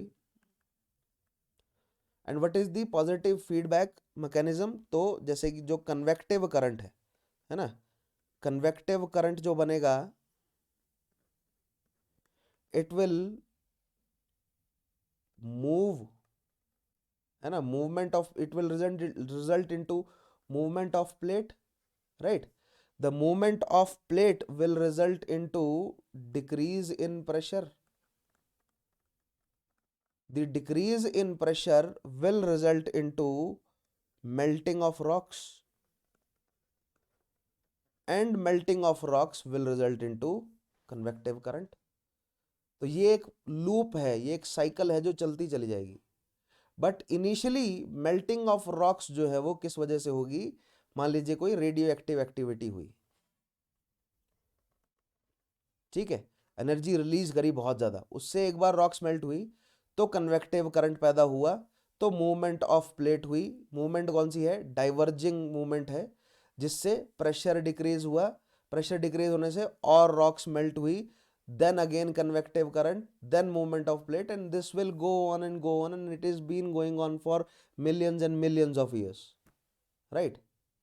ठीक है, तो ये है हमारा पूरा फंडा किसका, डाइवर्जेंट प्लेट बाउंड्री का। Next question divergent plate boundary से एसोसिएटेड हैं, वो है कि ये ओशियन में ही क्यों प्रेजेंट होते हैं। So write down some of the questions, कुछ क्वेश्चंस जो हैं वो आप लोग लिखिए, फिर उनको एक्सप्लेन करने की कोशिश कर रहे हैं। जैसे कि क्वेश्चंस हैं, एक्सप्लेन द रीजन, राइट, लिख लीजिए क्वेश्चन ये,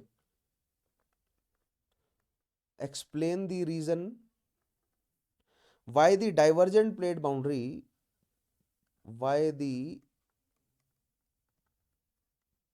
divergent plate boundary is only present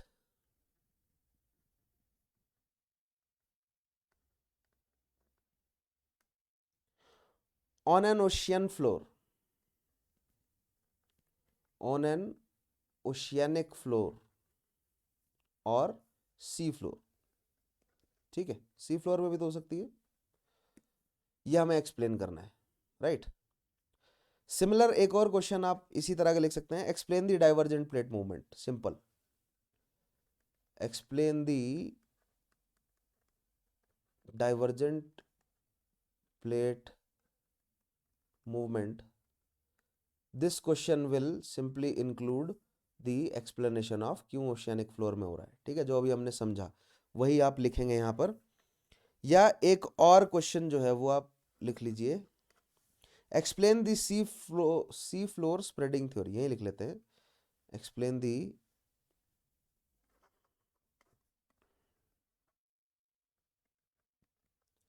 C floor spreading theory. ठीक है, तो डाइवर्जेंट प्लेट मूवमेंट आपको समझ आया, मैंने आपको बताया कैसे है, राइट। सी फ्लोर स्प्रेडिंग कैसे हो रही है ये भी हमें समझ आया, नहीं समझ आया तो चलो आगे और समझाता हूं आपको मैं। बट यहां पर सवाल ये है कि वाई इन ओशियन, है ना, सवाल ये है कि वाई इन ओशियन, यानी कि जो डाइवर्जेंट प्लेट बाउंड्री है वो ओशियन में ही क्यों प्रेजेंट है, राइट। इस सवाल का जवाब आइए ढूंढते हैं। मान लेते हैं कि ओशियन में नहीं है, जो कंडीशंस बनी ना, मतलब इनिशियली क्या एक हॉटस्पॉट बना ना यहाँ पर, राइट, ये जो हॉटस्पॉट है मान लेते हैं कि ये ओशियन में नहीं है, दैट मीन्स कहाँ पर है, तो मान लेते हैं इसके ऊपर पहली कंडीशन, पहला फेज देखते हैं, राइट, ये है हमारी लिथोस्फीयर और इसके नीचे जो है वो हमारा, लिथोस्फीयर के नीचे हमारा ये हॉटस्पॉट आ गया। ठीक है, अब क्या होगा, the hotspot will have first the ascendance, या ना असेंडिंग कन्वेक्टिव करंट होगा, right, then there will be divergence. सबसे पहले हमें ये देखने को मिलेगा, मान लीजिए ये कोई भी लैंड मास है, राइट, अफ्रीका का है मान लें, तो हमें क्या देखने को मिलेगा कि जैसे ही ये गर्म है ना, ये हॉट है, पिघला हुआ है, ये जैसे ही क्रस्ट से टकराएगा, राइट, ये इतना रीजन जो है वो थोड़ा सा पिघलना शुरू होगा। अगर ये पिघलना शुरू होगा, this will apply pressure on the upper layers, ठीक है, अपर लेयर्स के ऊपर प्रेशर अप्लाई करेगा, and we will observe a bulge on the lithosphere. हमें लिथोस्फीयर पर एक एक नया ओरोग्राफिक फीचर हमें बनता हुआ नजर आएगा, हमें एक माउंड जैसा बड़ा सा बनता हुआ नजर आएगा, हमें हिल्स बनती हुई नजर आएंगी। क्यों, क्योंकि नीचे से जो है वो गर्म कन्वेक्टिव करंट जो है वो प्रेशर डाल रही हैं, राइट, तो हमें एक माउंड बनता हुआ इस तरह नजर आ गया, पहला केस। ठीक है, मान लेते हैं 10 15 20 मिलियन ईयर्स जो हैं वो और बीत गए, ठीक है, 10 15 20 मिलियन ईयर और बीतने के बाद क्या होगा कि ये इस तरह की प्लेट बाउंड्री है, राइट राइट। ये ऐसे था पहले, नीचे हमारे पास यहाँ पर हॉटस्पॉट है, वो हॉटस्पॉट जो है वो कन्वेक्टिव करंट गर्म दिए जा रहा है, फोर्स ऊपर लगे जा रहा है, ठीक है। एक सेकंड एक सेकंड, ऐसे था पहले, राइट। ये इनिशियल था, हॉटस्पॉट बना, कन्वेक्टिव करंट दे रहा है, डाइवर्जेंस हो रहा है। पहले यहाँ पर इधर बल्ज बना एक अंदर और एक ऊपर को बल्ज बना, बट ये तो पहली कंडीशन थी, है ना, ये तो पहली कंडीशन थी। But after let's say millions of year, आपने कभी तंदूर में, हम शादियों वगैरह में जाते हैं, कहीं पार्टियों वगैरह में जाते हैं, आपने तंदूर में रोटियां बनती देखी हैं, ठीक है। जो रोटियां बना रहा होता है व्यक्ति, वो ऐसे रोटियां बेलता है और तंदूर के अंदर चिपका देता है, ठीक है। तो एक सरफेस तो तंदूर की, मतलब एक सरफेस तो रोटी की तंदूर से लगी होती है, और दूसरी सरफेस जो है वो आग की लपटें या जो गर्म जो कन्वेक्टिव करंट होता है उसके संपर्क में होती है, ठीक है। तो आपको तंदूर की रोटी में एक साइड तो प्लेन नजर आएगा और दूसरी साइड जो है वो इस तरह बल्ज नजर आएंगे, है ना, ठीक है। रोटी पर आपको ऐसे बल्ज नजर आते हैं ना, तो वो जो बल्ज नजर आते हैं वो पहला केस ये है।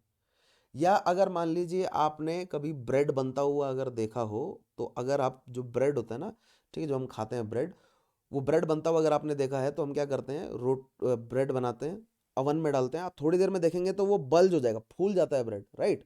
बट जो नीचे वाली सरफेस है वो फ्लैट रहती है। ये सारी बात छोड़िए, आपने घर पे तवे पर रोटियां बनती देखी हैं, ठीक है। रोटी रखते हैं हम तवे पर, कुछ टाइम बाद क्या होता है कि नीचे वाली सरफेस फ्लैट है जो तवे से लगी है, बट ऊपर हमें बल्ज आते हुए नजर आते हैं। तो वही ये यहाँ पर हो रहा है, राइट। नीचे वाली सरफेस ये फ्लैट है या थोड़ा बहुत यहाँ पर बल्ज है, बट ऊपर यहाँ पर बल्ज बन गया। बट इवेंचुअली क्या होता है, वो बल्ज फटना शुरू हो जाता है, जब ज़्यादा गर्म हो जाएगा तो बल्ज क्या होगा, फट जाएगा कुछ टाइम बाद। तो सेकेंड फेज में हमें यही देखने को मिलता है कि कुछ टाइम बाद ये बल्ज जो है वो फट गया, ठीक है। और जैसे ही ये बल्ज फटा, हमें यहाँ पर क्या देखने को मिल गई, रिफ्ट वैली, ठीक है। This is the second case. Second case में हमें यहाँ पर रिफ्ट वैली देखने को मिली, राइट। तीसरे केस में क्या होगा, फिर मिलियंस ऑफ ईयर बाद, ठीक है, जो ये रिफ्ट बना है, ठीक है, ये और जरा थोड़ा सा क्या होगा, ये रिफ्ट और थोड़ा सा स्प्रेड हो जाएगा, ठीक है। इस तरह ये रिफ्ट जो है वो स्प्रेड हो गया, और नीचे से हॉटस्पॉट जो है वो कन्वेक्टिव करंट भेजे जा रहा है। ये रिफ्ट और स्प्रेड हो गया और ऊपर आ गए बादल, ठीक है। एक सेकेंड, थोड़ा सा कम बनाता हूँ, मान लीजिए ये इस तरह, ये इस तरह जो है वो रिफ्ट स्प्रेड हो गया, ऊपर आ गया बादल, और बादलों ने करी बारिश, और बारिश से ये रिफ्ट जो है वो भर गया, ठीक है। ये रिफ्ट भर गया, इसे कहते हैं हम, यहां बन गई लेक। तो आप वेस्ट अफ्रीकन रिफ्ट या ईस्ट अफ्रीकन रिफ्ट आपने सुना होगा, या अगर आप अफ्रीका की, अफ्रीका का हॉर्न है और उसके नीचे जो ईस्टर्न कोस्ट है, यहाँ पर आप रिवर्स, सॉरी नॉट रिवर्स, यहाँ पर आप लेक्स देखते हैं बहुत सारी। ये लेक्स कैसे बनी है, ये इसी तरह तो बनी है, तीसरे फेज में है वो, राइट। यहाँ असेंडेंस हो रहा है, यहाँ डाइवर्जेंस हो रहा है, इस वजह से ऊपर जो है वो ये जो रिफ्ट क्रिएट हुआ, वैली जो क्रिएट हुई, अब इसमें लेक्स, जो बरसात हुई तो लेक बन गई, ठीक है। चौथे फेज में क्या होगा कि ये और जो है वो फैलता चला जाएगा, ठीक है। ये जो बल्ज है ये और ज्यादा फैलता चला गया, राइट। और there is a widening of this rift valley. एक सेकेंड, ये रिफ्ट वैली का हमें ऐसे वाइडनिंग देखने को मिला, और इसमें जो है वो मान लीजिए पानी है ना, we observe widening of this rift valley, right. और नीचे से जो है वो हीट लगती जा रही है लगातार। अब मान लीजिए कि कोई ये एक लैंड है, राइट, और इसके आसपास जो है वो क्या है, ओशियन है ना, और ये इसका टॉप व्यू है और ये इसका साइड व्यू है। ये लैंड था और इसके आसपास में ओशियन है और नीचे हॉटस्पॉट है, राइट। और इवेंचुअली क्या हुआ, ये वाइडनिंग रिफ्ट वैली बन गई, यहाँ पर जो है वो एक रिफ्ट वैली बन गई है मान लीजिए, और इसमें पानी है अंदर, ठीक है। कुछ टाइम बाद क्या होगा कि ये रिफ्ट वैली जो है वो इतनी वाइड हो जाएगी that it will eventually merge with the ocean near by, या ओशियन या सी से मर्ज कर जाएगी, and this oceanic water will enter into this lake. ठीक है, या इधर से भी जो है वो ये मतलब मर्ज कर गई rift valley with the ocean, and this oceanic water will enter into the lake. तो आपको रिजल्ट में देखने को क्या मिला, जो एक लैंड मास था वो अब किस में बदल गया, दो लैंड मास में बदल गया। देखिए, एक लैंड मास दो लैंड मास में बदल गया, राइट, ओशियनिक वाटर आ गया ना, बीच में जो है वो सी बन गया यहाँ पर। अब कुछ टाइम बाद, ठीक है, देखिए ये this is the fifth phase, this is the fifth phase, जिसमें क्या हुआ कि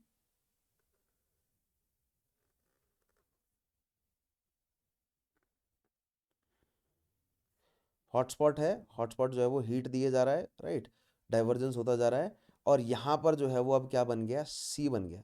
और ये जो ओपन गैप है दिस, ये जो ओपन गैप है दिस ओपन गैप्स मतलब this opens to an ocean, right, और ओशियन का वाटर जो है वो अंदर एंटर कर गया है, और जो एक लैंड मास था वो अब दो लैंड मास में बदल गया, and they are moving away from each other. ठीक है, after millions and millions of year के बाद क्या देखने को मिलेगा, that these land mass will be far away from each other. ठीक है, ये इस तरह जो है वो काफी दूर हो चुके होंगे, and what will be left in between will be a huge ocean. First it was a sea, and now it will be a huge ocean. ठीक है, और दिस इज दैट डाइवर्जेंट, समझ रहे हैं, ये है वो डाइवर्जेंट प्लेट बाउंड्री। अब देखिए, अभी तक ये लैंड जो है वो टूटा नहीं था यहाँ पर, ठीक है, जुड़ा हुआ था, सो अभी तक डाइवर्जेंट प्लेट बाउंड्री नहीं थी, बट जैसे ही ये लैंड टूटा, this land came under a sea. समझ रहे हैं, लैंड के टूटते ही पानी आ गया ना अंदर आसपास के ओशियन से, और now this is under the sea, that is, और अब ये डाइवर्ज कर रहा है ना, यहां पर बाउंड्री बन गई ना अब। ठीक है, अभी तक इस केस तक यहां पर बाउंड्री नहीं थी, फोर्थ केस तक। ठीक है, बट इसके बाद जैसे ही और रिफ्टिंग हुई और ये टूटा बीच से, सो आसपास का जो ओशियन है उसका वाटर अंदर एंटर कर गया लेक में, और लेक बन गई सी।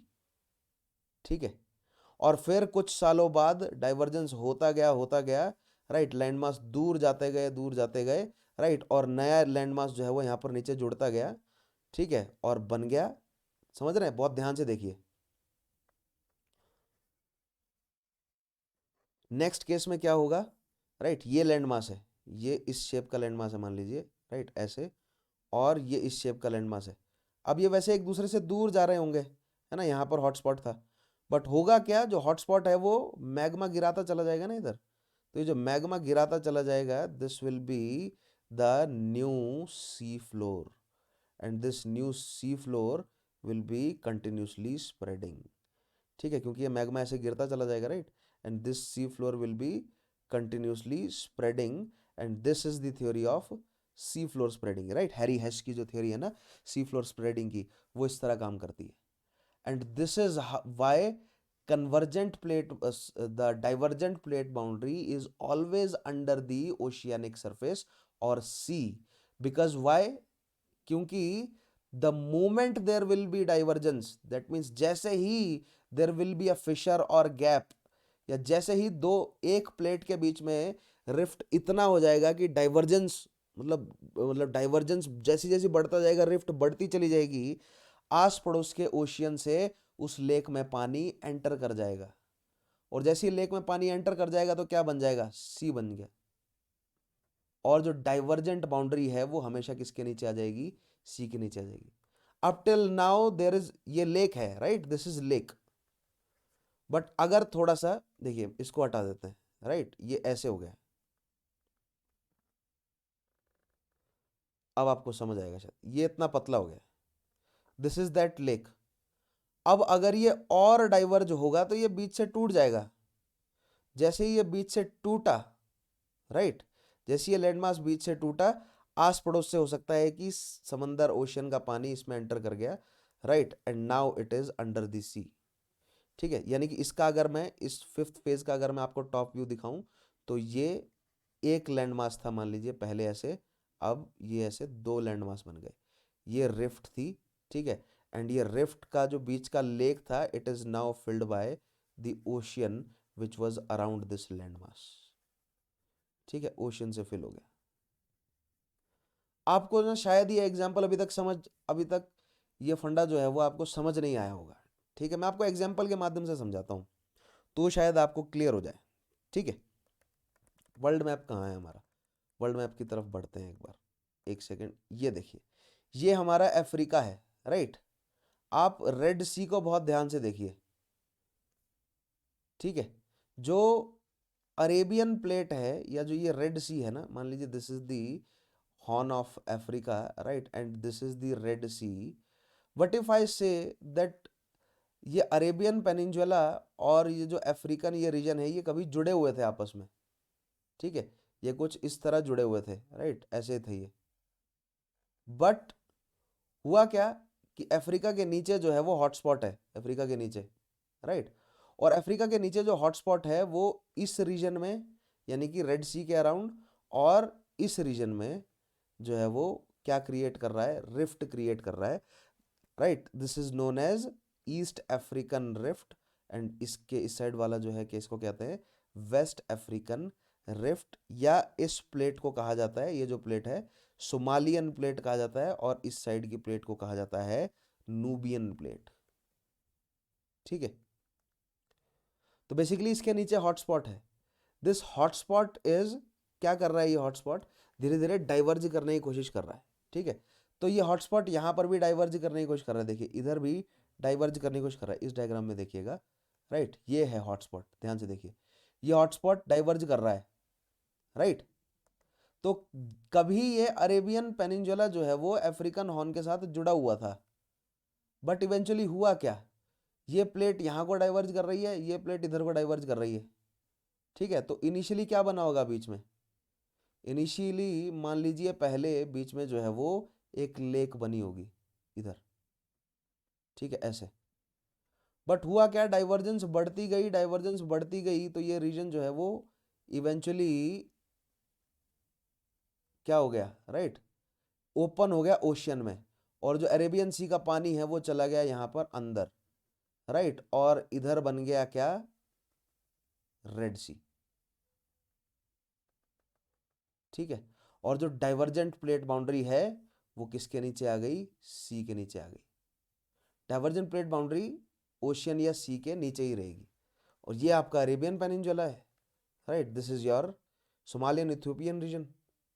Same is happening over here, same is happening over in Africa, यहाँ पर, ठीक है, इस जगह पर सेम चीज हो रही है। इधर हमें लेक्स देखने को मिलती हैं, ये जो लेक्स देखने को मिल रही हैं, why these lakes are present, because ये लेयर जो है वो एक प्लेट इस तरफ भाग रही है और एक प्लेट इस तरफ भाग रही है, नीचे क्या है, नीचे जो है वो हॉटस्पॉट है।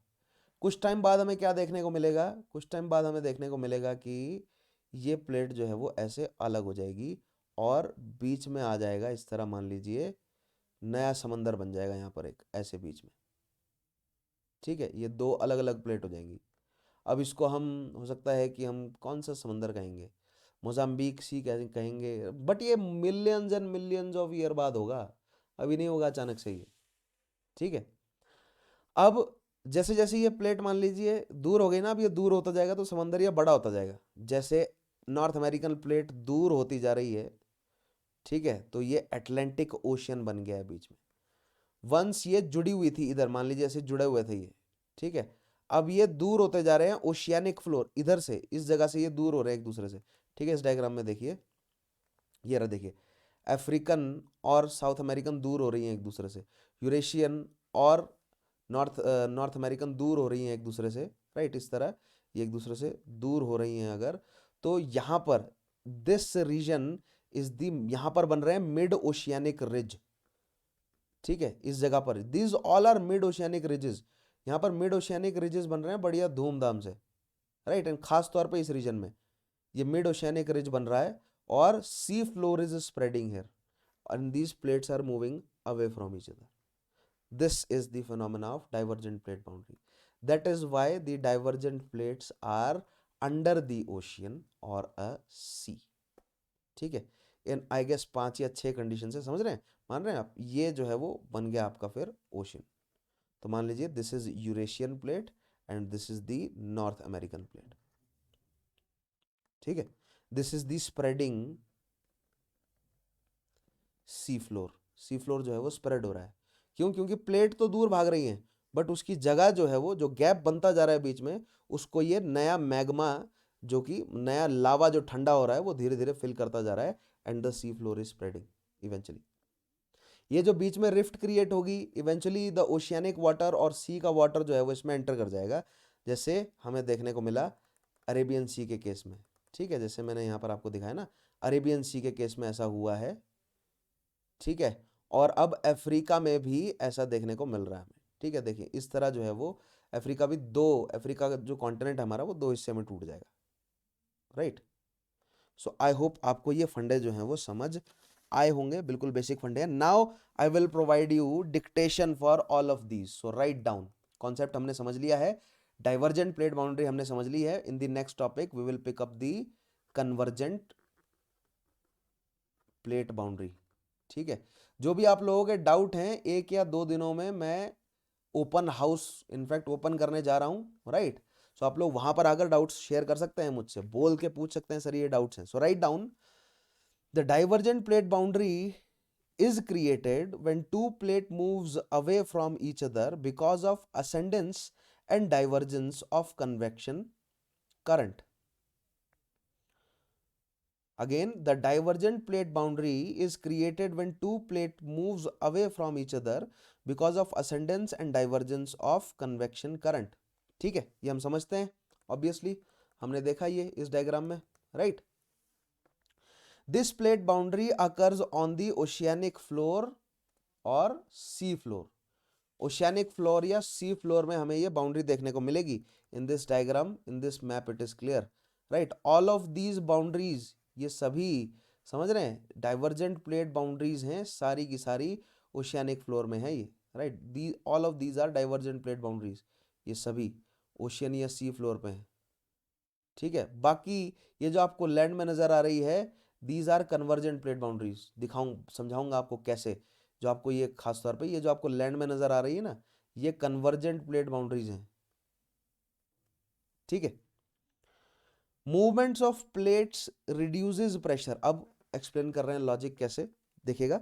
Movements of plates reduces pressure in asthenosphere, this leads to reduction of melting point of rocks of mantle near the plate boundary, this causes melting of, comma का यूज करें यहां पर, this causes melting of rocks and formation of magma. This magma rises upwards in the form of convection currents, and this process of divergence of plates is sustained because of feedback mechanism. I am repeating all of the paragraph. ये आपका किस सवाल का जवाब हो सकता है, what is divergent plate boundary, है ना, उस पूरे सवाल का जवाब हो सकता है explain the divergent plate boundary. But जो रेस्ट 2 क्वेश्चंस हैं आप उन्हें अलग से आंसर लिख कर देंगे उनका, ठीक है। Now movements of plates reduces pressure in asthenosphere, I am repeating, this leads to reduction in melting point of rocks of mantle near the plate boundary, this causes melting of rocks and formation of magma. This magma rises upwards in the form of convection currents, and this process of divergence of plates is sustained because of feedback mechanism. The divergent plate boundary, next point, the divergent plate boundary is associated with fissure type of volcanism because of magma reaching the floor of ocean through gaps, which is non-explosive. Because of this volcanism, the lower, sorry, not lower, but the lava which gets solidifies forms the new crust in the form of mid-oceanic ridges. Because of tensional force and volcanic activity, this plate boundary also experiences earthquake. ठीक है, सो हमें इस पूरी plate boundary में earthquake भी जो है वो एक्सपीरियंस करने को देखेंगे, खासतौर पे ये जो पैसिफिक फायर रिम जो बनेगी, ठीक है, इसमें। अर्थक्वेक हमें यहाँ पर देखने को मिलेंगे, वो भी रेगुलर। सो ये बिल्कुल बेसिक स्टेटमेंट्स हैं। आई गेस आपको कुछ ज़्यादा मुश्किल नहीं होगी स्टेटमेंट को समझने में। रिवाइंड करके एक बार धीरे धीरे करके जो है वो लिख लीजिएगा इसे पूरा। Nevertheless, I have explained all the concepts of divergent plate boundary, किस तरह divergent plate boundary काम करती है, राइट। सो बिल्कुल सिंपल है, पॉजिटिव फीडबैक मैकेनिज्म मैंने जो आपको समझाया, ठीक है। कहाँ गया पॉजिटिव फीडबैक, ये रहा कि मान लीजिए सबसे पहले there will be melting of rocks due to some radioactive activity that will result into convective current. The convective current will result into divergence. That divergence will move the tectonic plates. Due to the movement of tectonic plate or divergence of plates, there will be a boundary created. At that boundary, the pressure will decrease. Due to this decrease in pressure, further rocks will melt, and this will carry on for millions and millions of years, right? And this melting, the मतलब जो molten rocks हैं, these will ooze out from the fissures, right? fissure से ooze out करेंगे, and the lava will get cooled down and forms the new crust. The boundaries will move apart and apart from each other, right? Meanwhile, the lava will formulate the new crust, hence the oceanic floor will keep on spreading and spreading, right? This is how oceanic floors will spread, right. उसके अलावा आपको समझना है कि ocean के अंदर ही क्यों हो रहा है, तो मैंने आपको समझाया कि वाई इन ओशियन, क्योंकि अगर पहले सरफेस के नीचे था hotspot, but eventually it will develop a rift valley, then rift valley will develop into a lake, that lake will eventually develop into a sea, that sea will eventually get merged into an ocean, and that ocean will definitely spread after some time, right? ठीक है, वो spread होगा। सो ये जो case है, सी वाला case है, ये हमें रेड सी में देखने को मिल रहा है, राइट। ओशियन वाला केस जो है वो हमें अटलांटिक ओशियन में देखने को मिल रहा है। सो आई होप जब आप डायग्राम्स के साथ कंपेयर करेंगे, you will understand all of these, right? And then at last I provide you the dictation for all of that. अगर फिर भी कमी रह जाती है तो ये सभी पॉइंट्स यहाँ पर मौजूद हैं, ठीक है। पीडीएफ भी आपको मिल जाएगी। Convection current theory, right. फिर उसके बाद theory of C floor spreading, फिर उसके बाद mechanism of C floor spreading, ये मैंने आपको समझाया ही। पेलियोमैग्नेटिज्म मैं आपको पहले ही समझा चुका हूँ। थ्योरी ऑफ प्लेट टेक्टोनिक्स, ठीक है। Static part of theory, major plates, minor plates, ये सभी हम पढ़ चुके हैं। Dynamic part of theory, right. You will go through all of these, जो मैंने आपको समझाया है उसके लिए सभी के लिए आपको स्टेटमेंट्स यहाँ से मिल जाएंगे, ठीक है। कन्वर्जेंट बाउंड्री को हम नेक्स्ट टॉपिक में समझेंगे। आज हमने केवल डाइवर्जेंट प्लेट बाउंड्री को अच्छे से समझा है, ऑलराइट। ट्रांसफॉर्म बाउंड्री, जो पैरेलल वाली होती है उनको हम ट्रांसफॉर्म बाउंड्री बोलते हैं, ध्यान रखना। जो पैरेलल वाली होती हैं those are transform boundary. Forces behind the plate tectonics, तो ये जो साइकिल मैंने आपको बताया है, कन्वेक्शन सेल, राइट। डायग्राम में देखिएगा, ये कन्वेक्शन सेल है। एक सेकेंड, जो डायग्राम यहाँ पर था एसोसिएटेड, एक सेकेंड, दिस डायग्राम देख रहे हैं, ये है वो कन्वेक्शन सेल।